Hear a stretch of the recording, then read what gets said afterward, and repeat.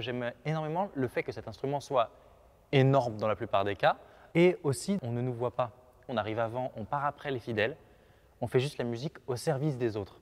Il faut faire vivre cet instrument. Ça fait partie de notre rôle en tant qu'organiste.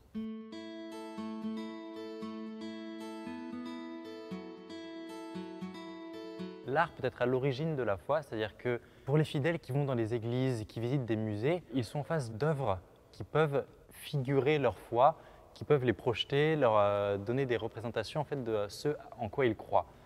Donc je pense que c'est aussi réciproque dans le sens où, par la foi, les artistes peuvent donner des œuvres.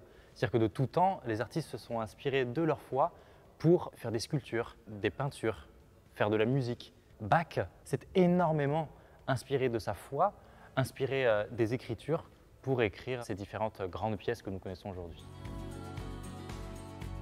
J'ai choisi l'orgue il n'y a pas si longtemps que ça. Hein. Je ne suis pas des musiciens qui a commencé à 3 ans sur un piano en à peine touchant les pédales. Je m'y suis mis parce que j'aime énormément le fait que cet instrument soit énorme dans la plupart des cas et aussi on ne nous voit pas. On arrive avant, on part après les fidèles, on fait juste la musique au service des autres.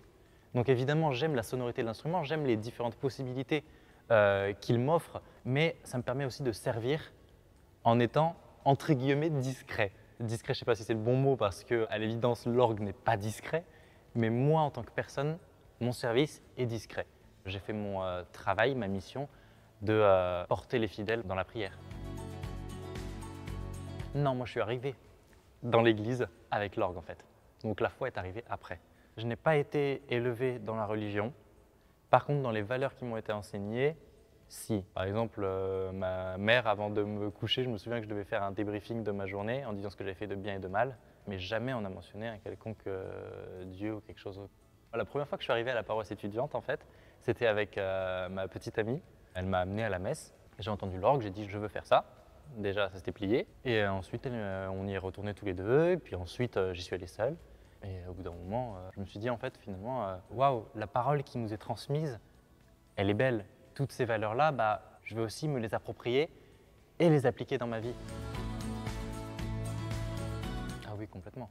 Lorsque l'on est organiste, on exécute la musique qui nous est donnée, mais c'est aussi notre rôle de bâtir des programmes dans la plupart du temps, de choisir les chants que l'on va chanter, parfois d'écrire de la musique. Et donc ça, dans mon parcours de foi, c'est important parce que ça veut dire que pour écrire de la musique ou pour choisir les chants, on doit s'intéresser aux lectures beaucoup plus profondément que si on les écoutait juste à la messe. On est obligé de les étudier avant. On va étudier l'évangile pour pouvoir après improviser en post-homélie.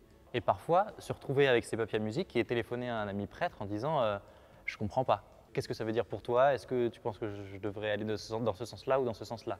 Je pense qu'accompagner les messes, ça nourrit ma foi, oui, tout à fait. Ça me permet de me rapprocher davantage des Écritures, de lire davantage, de mieux les comprendre et de peut-être les restituer d'une façon qui, j'espère, permet aux autres de le comprendre. Ah complètement, c'est le rôle des organistes aussi de faire entendre leur instrument le plus possible, de le faire connaître.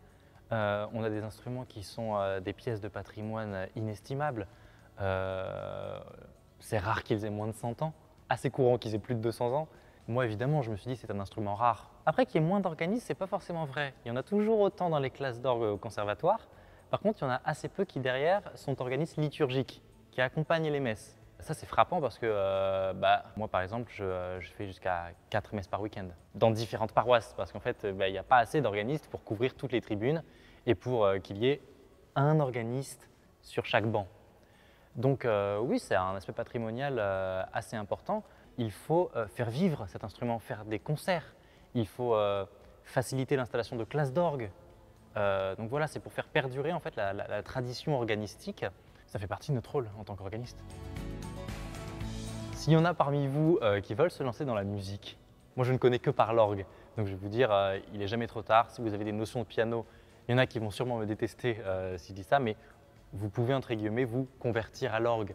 Prenez quelques leçons avec un organiste et vous pourrez changer votre toucher, apprendre le pédalier et vous pourrez servir l'assemblée par l'orgue qui je trouve rajoute une dimension énorme à nos liturgies. C'est très gratifiant quelque part de pouvoir servir par l'exécution d'une musique comme celle-là.